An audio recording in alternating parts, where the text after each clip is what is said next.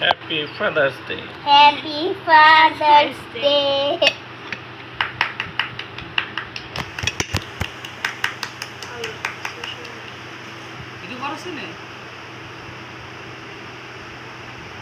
করো, এখনই দেওয়া হবে, এইটাই তো হবে, সমস্যা কি?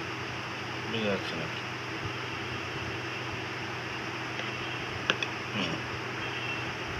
সুন্দর।